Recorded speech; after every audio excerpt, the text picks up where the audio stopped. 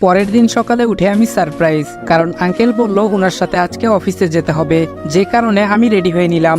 আজকে আর কলেজে যাওয়া হবে না, তাই অনন্যা একাই চললো কলেজে। আঙ্কেল বলল চলো এখন। আমি বললাম আচ্ছা চলুন। আমি আর আঙ্কেল ওনার গাড়ি নিয়ে রওনা হলাম অফিসের দিকে। জ্যামের কারণে অফিসে পৌঁছাতে একটু লেট হয়ে যায়। আঙ্কেল ম্যানেজার সাহেবকে বললেন আমাকে অফিসটা ঘুরিয়ে দেখাতে, তাই আমি ম্যানেজারের সাথে অফিসটা ঘুরে দেখতে লাগলাম।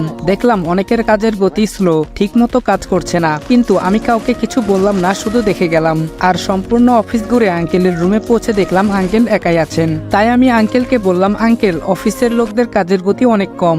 আঙ্কেল বললেন ওদের তো কাজ সঠিকভাবে করা উচিত, বেতনও অনেক বেশি দেওয়া হয়। এদিকে অনন্যা কলেজে আমাদের আড্ডার স্থানে চলে গেল। তখন রীতা অনন্যাকে বলল কিরে আবির আসলো না আজকে? অনন্যা বলল সে বাবার সাথে অফিসে গিয়েছে। রীতা বলল আচ্ছা। অপরদিকে আমান সাহেব আবিরকে সব বুঝিয়ে দিচ্ছে, আর তিনি বলছেন এখন থেকে প্রায় সময় তুমি অফিসে আসবে, তাহলে আমিও একটু মুক্তি পাবো।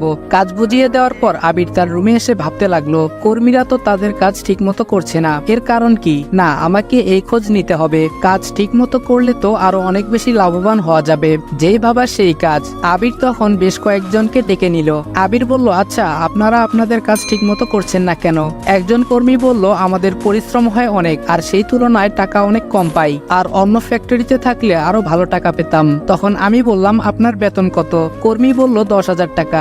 আমি বললাম আপনাদের সাধারণ স্টাফদের বেতন তো 15,000 টাকা, আর আপনাদের উপরে যারা তাদের বেতন 20,000, কিন্তু আপনারা পান 14,000। আপনারা যান, ন্যায্য মূল্য আপনারা পাবেন, আপনারা কাজে মন দেন। সকল কর্মী তাদের কাজে চলে গেল। তবে এখন আমার কাজ করতে হবে। কে এই সকল কাজ করছে? আমি আঙ্কেলের রুমে গেলাম আর সবকিছু খুলে বললাম। তখন আঙ্কেল ম্যানেজার সাহেবকে ডাকলেন। আঙ্কেল বললেন সকল কর্মীদের বেতনের খাতাটা আমার কাছে নিয়ে আসুন। ম্যানেজার বলল ইয়ে মানে আপনার দেখার প্রয়োজন নেই, ওইগুলো তো আমার কাজ, আমাকে করতে দেন, শুধু শুধু আপনার কষ্ট হবে। আঙ্কেল বলল আপনাকে আনতে বলেছি। ম্যানেজার বলল আচ্ছা আনছি। এই বলে ম্যানেজার চলে গেল। আর কিছুক্ষণ পরে আসলো খাতা নিয়ে। আঙ্কেল আমাকে বললেন দেখতে। আমি মিলিয়ে দেখলাম প্রায় 10 কোটি টাকার মতো হাতিয়ে নিয়েছে নিজের নামে। আমি এটা আঙ্কেলকে বলা মাত্রই আঙ্কেল বলল আপনাকে চাকরি থেকে বাদ দেওয়া হলো, আর যে সকল টাকা নিয়েছেন তা কোম্পানির অ্যাকাউন্টে দিয়ে যাবেন, না হলে আপনাকে পুলিশে দিতে বাধ্য হব। এটা বলার পর দেখলাম ম্যানেজার পকেট থেকে কি যেন বের করছে। পরক্ষণেই খেয়াল করলাম তার হাতে রিভলভার। আঙ্কেলের দিকে যখনই মারতে যাবে তখন আমি আঙ্কেলের টেবিলে থাকা কাচের গ্লাস ম্যানেজারের দিকে ছুঁড়ে মারলাম। তখনই তার হাত থেকে রিভলভারটা পড়ে গেল, আর আমি তা নিয়ে তার দিকে তাক করলাম। এদিকে আঙ্কেলের ডাকে সিকিউরিটি চলে এসেছে। আঙ্কেল পুলিশকে খবর দিলেন। কিছুক্ষণ পরে পুলিশ আসে এবং তাকে গ্রেফতার করে। যাওয়ার আগে আঙ্কেল তার অ্যাকাউন্ট থেকে কোম্পানির অ্যাকাউন্টে সকল টাকা নিয়ে নিলেন। পুলিশ ম্যানেজারকে নিয়ে চলে গেল। সকল কর্মীরা অবাক, কেন পুলিশ এসেছে, কি কারণেই বা ম্যানেজারকে ধরে নিয়ে গেল। আমি গিয়ে সকলের উদ্দেশ্যে বললাম আপনাদের যেই ম্যানেজার ছিল সে আপনাদের টাকা থেকে কেটে তার অ্যাকাউন্টে জমা করত, তাই তাকে ধরে নিয়ে গেছে। শুনেন সকল স্টাফদের বেতন 15,000 টাকা, আর তাদের উপরে যারা আছেন তাদের বেতন 20,000 টাকা। এই কথা শুনে সকল স্টাফ আনন্দে মেতে উঠল। আমি আরো বললাম এখন থেকে যদি ভালো মতো কাজ করেন তাহলে আপনাদের বেতন আরো বাড়ানো হবে। সবাই বলল এখন থেকে আমরা আমাদের সর্বোচ্চ দিয়ে কাজ করব। আমি বললাম তাহলে যে যার মতো কাজে চলে যান। তখন সবাই যে যার মতো কাজ করতে লাগলো। সেদিনের মতো আমি আর আঙ্কেল বাসায় চলে আসলাম। আসতে রাত হলো, তাই আমি আর আঙ্কেল ফ্রেশ হয়ে রাতের খাবার খাওয়ার জন্য খাবার টেবিলে গেলাম। আঙ্কেল বলল এখন তো নতুন ম্যানেজার লাগবে। আমি বললাম হুম। আন্টি এবং অনন্যা বলল নতুন ম্যানেজার লাগবে মানে আগের জন কই গেল? তখন আঙ্কেল সব খুলে বলল। আমি বললাম পত্রিকায় বিজ্ঞাপন দিয়ে দেই, তাহলে ম্যানেজার পাওয়া যাবে। আঙ্কেল বললেন আচ্ছা ঠিক আছে। পরের দিন আঙ্কেল একাই অফিসে গেলেন, কারণ আমি আজকে কলেজে যাব। তাই আমরা দুজন মানে আমি আর অনন্যা কলেজে গেলাম। আর কি প্রতিদিনের ন্যায় আড্ডা দেওয়া। আমি বললাম আচ্ছা তোদের ইচ্ছা কি, বড় হয়ে কি করবি? ছেলে ফ্রেন্ড 3 জন বলল আব্দুল্লাহ গ্রুপ অফ ইন্ডাস্ট্রিতে চাকরি করব। আরেকজন বলল আমার বাবার ব্যবসা করব। আর মেয়েগুলার কথা কি বলবো, ওরা স্বামীটা বসে বসে খাবে। মজা করে বললাম আপনাদের তো বলাই হয়নি, রাহাত আর মেহেদি দুজনে সাইমা আর আমার স্কুল জীবনের বেস্ট ফ্রেন্ড লামিয়ার সাথে প্রেম করছে। সেই দিনের মতো ক্লাস করে বাসায় চলে আসলাম। রাতের খাবার খেয়ে আমি মনে মনে ভাবতেছি ভাইয়া আমার সাথে এমন কেন করলো? আমি তো তার কিছু করি নাই, যে কারণে আমাকে বাসা থেকে বের করে দিল, তাও আবার কোনো এক মিথ্যা অপবাদে। আমি কি আর কখনোই আবার আগের জায়গায় যেতে পারবো না? সারা জীবন কি এভাবেই থাকতে হবে কোনো এক মিথ্যা অপবাদ নিয়ে? এটা চিন্তা করে চোখে পানি চলে আসলো।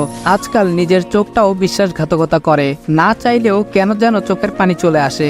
অনেক দিন তো হলো মায়ের সম্পর্কে জানি না, তাই আমি আমার ফুফাতো ভাইকে ফোন দিলাম আর পরক্ষণে সে রিসিভ করলো। আমি বললাম কেমন আছোস? হাসান বলল ভালো আছি, কিন্তু আপনাকে তো চিনতে পারলাম না। আমি বললাম আমি আবির। মা কেমন আছে? হাসান বলল তেমন ভালো না, তোর কথা অনেক বলে, তবে শুন তোর এই ব্যাপারে বাহিরের কেউ জানে না। যদি কেউ তোর কথা জিজ্ঞাসা করে তাহলে কিছু একটা বলে দেয়। এই তো সেদিন আমি তোদের বাসায় যাই আর দেখি রায়পুরে তোর যেই খালামণি থাকতেন তারা এসেছেন। তখন তিনি তোর কথা বলেছিল। খালামণি জিজ্ঞেস করেছিল আপু তোমার ছোট ছেলে মানে আবিরকে তো দেখছি না। তখন তোমার আম্মু বলল ও সে তো ওর ভাইয়ের সাথে রাগ করে বাসা থেকে চলে গেছে। একদিন মারামারি করেছিল আবির, তাই ওকে ওর ভাই মারে, অনেক কথা বলে, যে কারণে বাসা থেকে চলে যায় আর কেমন যেন বাসার আলোটা নিভে যায়। এই বলে আম্মু কান্না করে দিল আর বলল আবার যে কবে ফিরে আসবে আল্লাহ জানে। হাসান বলল সেখানে থাকার কিছুক্ষণ পরে আমি চলে আসি, আর তুই বল কেমন আছোস, কোনো টাকা লাগলে বলিস। আমি মনে মনে বললাম এই হলো বন্ধুত্ব, যেখানে সবকিছুই ক্ষুদ্র। আমি হাসানকে বললাম আমি ভালো আছি আর আমার টাকার কোনো প্রয়োজন নেই। হাসান বলল আচ্ছা লাগলে বলবি। আমি বললাম ঠিক আছে। আরো কিছুক্ষণ কথা বলে ফোনটা কেটে দিলাম। আর মায়ের কথা শুনতে ইচ্ছে করছিল তাই মার ফোনেই ফোন দিলাম, কিন্তু ফোনটা তো বন্ধ। এখন কি করি? ও ভাবির ফোনে ফোন দিয়ে দেখি কি করা যায়। যেই বাবা সেই কাজ, তাই ভাবির ফোনে ফোন দিলাম। ফোন রিসিভ হলো। আপনারা হয়তো ভাবছেন কেন হাসানকে বললাম না মাকে ফোন দিতে, কারণ হাসান বাড়িতে নেই, তাই তার ফোন দিয়ে কথা বলতে পারিনি। গল্পে ফিরা যাক। আমি বললাম হ্যালো কেমন আছো ভাবি? ভাবি বলল কে? আবির। আমি ভালোই আছি, তুমি কেমন আছো? আমি বললাম ভালোই আছি। মা কই, মার কাছে একটু দেওয়া যাবে? মার কথা শুনতে অনেক ইচ্ছে করতেছে। আর ভাইয়া কই? ভাবি বলল তোমার ভাই বাড়িতে নেই, বন্ধুদের সাথে ঘুরতে গেছে। আর হ্যাঁ মা এখানেই আছে, কথা বলো। আম্মু বলল কে ফোন করেছে? ভাবি বলল দেখো কে ফোন করেছে। তখনই আমি বললাম কেমন আছো মা? আম্মু বলল কে? আবির। এই বলেই আম্মু কেঁদে দিল। আমি বললাম আমি। আমারও চোখে পানি চলে আসলো। আম্মু বলল বাবা তোকে ছাড়া আমি ভালো নেই, তুই চলে আয়, না হলে তুই কই আছোস বল, আমি এসে তোকে নিয়ে আসবো। আমি বললাম না আম্মু, যে অপবাদ নিয়ে আমি এসেছি তা মিথ্যা প্রমাণ না করা পর্যন্ত আমি আসবো না। তবে চিন্তা করো না, আমি ভালো আছি অনেক। আর বেশিক্ষণ কথা বলতে পারলাম না, কারণ আর কিছুক্ষণ কথা বললে আমি নিজেকে কন্ট্রোল করতে পারতাম না। সেই দিনের মতো ঘুমিয়ে গেলাম। পরের দিন কলেজে না গিয়ে আঙ্কেলের সাথে অফিসে গেলাম। অফিসে গিয়ে আমি অবাক, কারণ আজকে সকল কর্মীরা তাদের কাজে মনোযোগী। তা দেখে আমি আর আঙ্কেল অনেক খুশি। কিন্তু এভাবে তো আর চলে না, একজন ম্যানেজার লাগবে। তাই পত্রিকায় বিজ্ঞাপন দেওয়া হলো। এ গ্রুপ অফ ইন্ডাস্ট্রি, অনন্যাদের কোম্পানির নাম। এর জন্য ম্যানেজার নিয়োগ দেওয়া হবে। আর 2 দিন পরে ইন্টারভিউ। আপনাদের কাছ থেকে 2 দিন ক্রপ করি। 2 দিন পর আঙ্কেল আমাকে ইন্টারভিউ নিতে বলে, যে কারণে আমি ইন্টারভিউ নিতে যাই। বলে রাখা ভালো আমি এক জায়গায় গিয়েছিলাম, যে কারণে আসতে একটু লেট হয়ে যায়। আমি গিয়ে চতুর্থ ব্যক্তিকে ম্যানেজার পদ দিলাম। আপনারা তো বুঝতে পারছেন না, চলেন ফ্ল্যাশব্যাকে যাই। এদিকে 8-10 জন লোক বসে আছে, কখন ইন্টারভিউ শুরু হবে। তারা একে অপরের সাথে কথা বলছে। প্রথম জন, আজকাল চাকুরির যে অবস্থা, ঘুষ ছাড়া চাকুরি খুব কষ্টকর। দ্বিতীয় জন বলল আমি 10 লক্ষ টাকা জমিয়ে রেখেছি ভালো কোনো চাকুরির জন্য। তৃতীয় জন বলল এখন টাকাই সব, টাকা দিলে চাকরি হবে, না হলে নাই। আপনি চাকরি পেলে কি করবেন? চতুর্থ জন বলল সব জায়গায় টাকা দেখে না, অনেক জায়গায় যোগ্যতা দেখে। আর আমি নিজের জন্য না, এই কোম্পানির জন্য যা করার করব, কেননা এর দ্বারাই আমার জীবন চলবে। যে কারণে এখানে চাকরি হলে আমি আমার সর্বোচ্চ দিয়ে কাজ করব, এমনকি জীবনও দিয়ে দিব। পঞ্চম জন বলল আমি এখানে কাজ করে নিজের জীবন গড়ব। আরো কয়েকজন আরো অনেক কথা বলল, আর আমি ওদের সাথে বসে ওদের কথা শুনছিলাম। তবে মাস্ক পরে থাকায় অফিসের কেউ চিনতে পারেনি। আরো একটা কারণ আছে, কেননা আমি অফিসে এর আগে মাত্র একদিন এসেছিলাম। তো উপরের বর্ণনা অনুযায়ী যখন আমি চতুর্থ ব্যক্তিকে সিলেক্ট করলাম, তখন কয়েকজন বলল আপনি না আমাদের সাথে ইন্টারভিউ দিতে এসেছেন? তখন আমি বললাম আমি আপনাদের ইন্টারভিউ নিতে এসেছিলাম। আর ওর কথা ঠিক আছে, যে কারণে তাকে সিলেকশন করেছি। আমি তাকে নিয়ে গেলাম আঙ্কেলের রুমে। সব কথা বলে তাকে অ্যাপয়েন্টমেন্ট লেটার দিলাম আর বললাম কালকে থেকে ডিউটিতে আসতে। পরের দিন আঙ্কেল অফিসে গেল না, তাই আমি একাই গেলাম অফিসে। ধরতে গেলে আমি বস। অফিসে গিয়ে আমার কেবিনে বসতেই অয়ন বলল স্যার আসতে পারি? আমি বললাম আসো। অয়ন বলল ধন্যবাদ স্যার। স্যার আমার কি কাজ করতে হবে বলেন। আমি তাকে তার কাজ বুঝিয়ে দিলাম। এখন হয়তো আপনারা ভাবছেন অয়নকে। অয়ন হলো এখন নতুন ম্যানেজার, যাকে কালকে নিয়োগ দেওয়া হয়েছে। আমি অয়নকে কাজ বুঝিয়ে দিয়ে বাসায় আসলাম। আজ শরীরটা ক্লান্ত ছিল, যে কারণে বাসায় এসে ফ্রেশ না হয়ে শুয়ে পড়ি। সন্ধ্যায় ঘুম ভাঙলে ফ্রেশ হয়ে পড়তে বসলাম। পরের দিন অফিসে না গিয়ে কলেজে গেলাম। আর বলে রাখি আমি যেই দিন অফিসে যাই সেদিন আঙ্কেল অফিসে যান না, তাই আজকে আঙ্কেল অফিসে গেছেন। গল্পে আসি, আমি কলেজে গিয়ে আড্ডা দিচ্ছিলাম। তখন একজন বলল আমরা সবাই কোনো এক জায়গা থেকে ঘুরে আসি। আমি অনন্যার দিকে তাকালাম, সে বলল যাবে, তাই আমিও বললাম কোন জায়গায় যাবি? সবাই বলল কক্সবাজার যাবে, তাই আমি কিছু বললাম না, যদিও আমি কক্সবাজারের অনেক জায়গায় চিনি, কিন্তু কিভাবে চিনি তা এখন বলবো না, আস্তে আস্তে জানতে পারবেন। তবে কবে যাওয়া যায় তা ঠিক করতে লাগলাম। আমরা বেশ কয়েকজন, আমি, অনন্যা, লাকি, রাহাত, মেহেদি, রাফি, সাইমা, সারা, রিতা, লিমা, এই 10 জন যাব। তার সবাই ঠিক করলাম এক সপ্তাহ পরে যাব। সেই দিনের মতো ক্লাস করে বাসায় আসার সময় দেখলাম একটা ছোট মেয়ে, বয়স 10-11 হবে, ফুল বিক্রি করছে। আমি তার কাছে গেলাম, দেখলাম রজনীগন্ধা ফুল। মেয়েটি বলল, ভাইজান ফুল নিয়ে যান, একদম টাটকা ফুল। ওর কাছে কয়েকটা ফুল ছিল, কিন্তু আমি ওর কাছ থেকে 5টা ফুল নিলাম, আর ওকে আমি টাকা বেশি দিলাম। তবে হ্যাঁ, অনন্যা আমার পাশেই ছিল, আর আমি ফুলগুলো ওর জন্যই নিয়েছি। ফুলগুলো নিয়ে হাঁটতে লাগলাম, তখন অনন্যা বলল, আচ্ছা ফুলগুলো নিলে কেন? আমি বললাম, তোমার জন্য নিয়েছি, আর এটা তো তোমার প্রিয় ফুল। অনন্যা বলল, এই 1 মিনিট, তুমি জানলে কিভাবে?